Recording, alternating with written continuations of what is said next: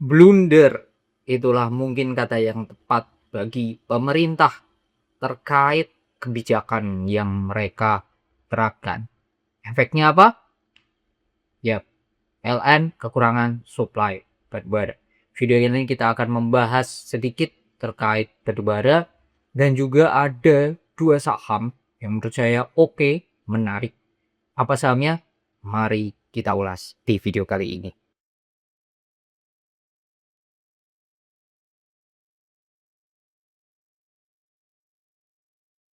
Ya, ini berita dari IDX_channel 9 jam yang lalu. Bahlil akui operasional PLN terganggu imbas kurang suplai batubara. Kalau kita lihat, ini aslinya bukan hal yang baru. Kenapa? Karena ini berkaitan menurut saya dengan yang namanya RKAB batubara pada 2026, di mana pemerintah itu memangkas, ya, pemerintah memangkas RKAB batubara, produksi batubara itu dipangkas, ya. Nah, ini teman-teman bisa baca, pemerintah memangkas kuota batubara. Nah, ini di mana sebelumnya realisasinya 2025 itu 790, terus Kementerian SDM berarti Mr. Bahlil menetapkan pemotongan volume bervariasi antara 40 hingga 70% bagi pelaku usaha. Nah, itu yang membuat ya batubaranya produksinya turun. Apa yang terjadi kalau batubara supply-nya turun? Nah, ini kalau saya melihat ini adalah salah satu cara pemerintah untuk menaikkan harga batubara dunia. Otomatis supply-nya kan turun.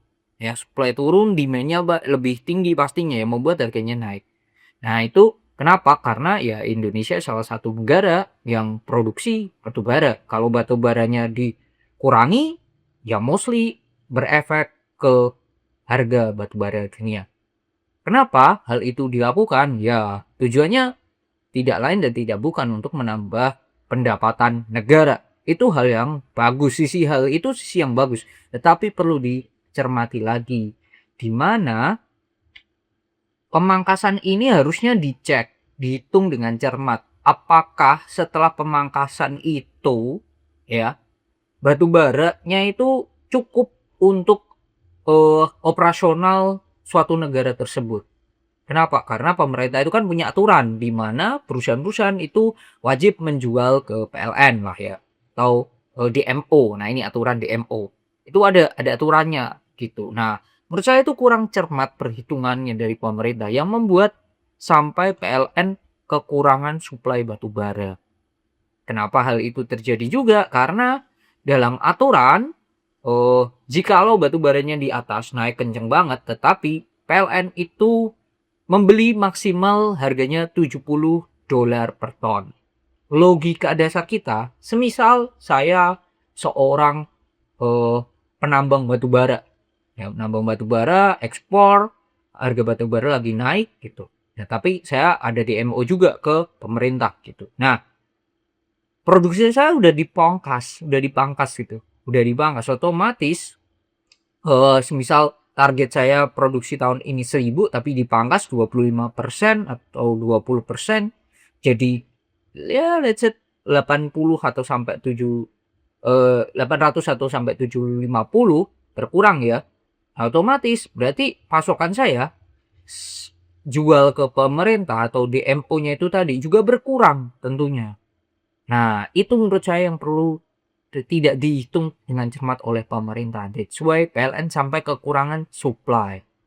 Selain itu pula, perusahaan-perusahaan juga karena harganya lagi naik, ya tentu mereka lebih pengen menjual ke luar gitu, ya. Harga batu bara kan juga naik. Nah, itu menurut saya kurang cermat, dan menurut saya Menteri SDM dan jajarannya ya blunder dengan hal ini gitu, ya.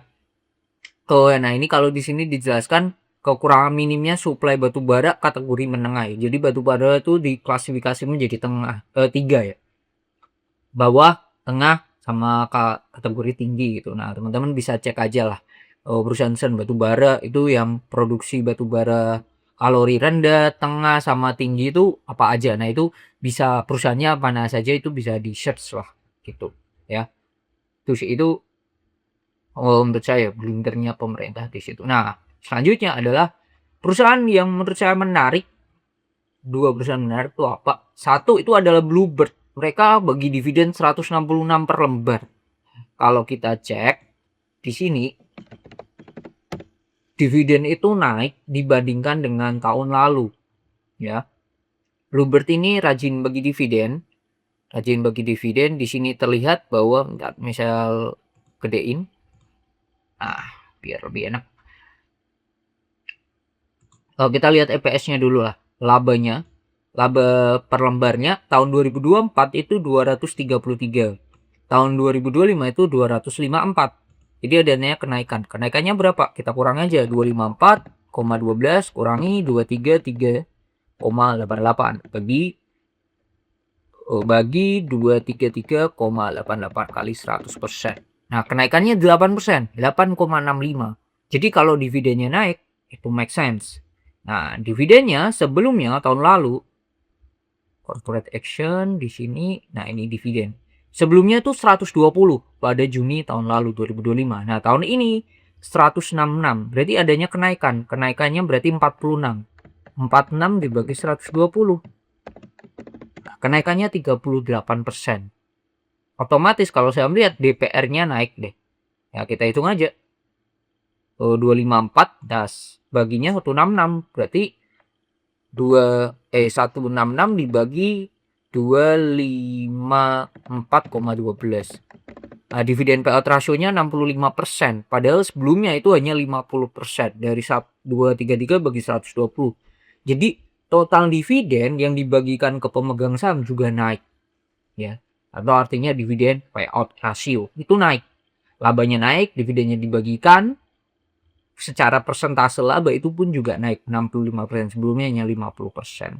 Nah, itu yang membuat dividen yieldnya kalau kita bagi harga penutupan hari Jumat 166 dibagi penutupan hari Jumat 1675 itu di angka 9,9. Let's say kita bulatin lah 10%. Dividen yieldnya 10% ini sangatlah oke ya. Menurut saya sangatlah oke untuk Bluebird ini sendiri. Dan kalau kita cek kuartal 1 oke, dia turun ya. Ekonomi juga kurang oke juga. Tapi penurunannya enggak yang dalam-dalam banget. 155 miliar masih oke lah ya. Dari sebelumnya tahun lalu 165 M. Secara net income, secara revenue-nya naik. Jadi adanya beban yang naik kalau kita lihat. Revenue-nya naik tapi net income-nya naik, turun. Berarti adanya beban yang naik. Bisa jadi itu beban bahan bakar dan yang lainnya. Ya, kita belum cek lebih detail terkait laporan keuangannya. Nanti kita bahas lebih detail di video lainnya. Oke. Nah, jadi menurut saya ini secara dividend yield menarik 9,9. Secara PBV juga masih 0,66. Menurut saya oke sih Bluebird. Itu satu. Dan yang kedua itu adalah Panin Sekuritas. Nah, fun fact-nya perusahaan ini kan sekuritas lah ya. Labanya 2025 kuartal 1 itu masih minus. Sekarang udah berhasil positif. Tapi secara overall di 2025 itu labanya 191 M. 2024 hanya 113. Jadi kenaikannya signifikan. 191 kurangi 113, 78 bagi 113 kali 100. Nah, kenaikannya 69% labanya. Make sense, menurut saya make sense. Kenapa? Dengan adanya kenaikan investor yang terjun di pasar modal, otomatis harusnya sekuritas juga mendapatkan keuntungan yang signifikan. Itu sih, itu menurut saya sih. Nah, dia akan bagi dividen berapa? Di sini tertera bahwa dia akan bagi dividen sebesar mana nih? Gede kok, termasuk kok. Bentar, IDX channel. Nah, Panin Sekuritas akan bagi dividen yieldnya sampai 14%. 250 per lembar. Wow. 250 per lembar. Padahal sebelumnya tahun lalu dividennya hanya 150. 250 per lembar. Ada 250. Hampir 100% lah ya. Karena laba pada 2025 265 EPS-nya. Baginya 250. ya, hampir. Tapi kalau kita lihat secara histori, payout ratio-nya pun seringnya di angka di atas 70. Tahun sebelumnya juga 95. Jadi ini ada pembagian dividen yang signifikan yang dilakukan oleh Panin Sekuritas. 250. Kalau kita bagi dengan harga closing hari Jumat 18.30, 13,6 ya. Jadi itu secara laba perusahaan 12 miliar naik, sebelumnya minus. Secara revenue juga naik sebelumnya 42 M, sekarang 99 M. Oke. Secara PBV pun juga masih di bawah 1, 0,82. Ya, jadi menurut saya dua perusahaan ini oke sih. Bluebird dengan kode BIRD dengan dividen yield 9,9, PBV 0,6 ya, 0,6.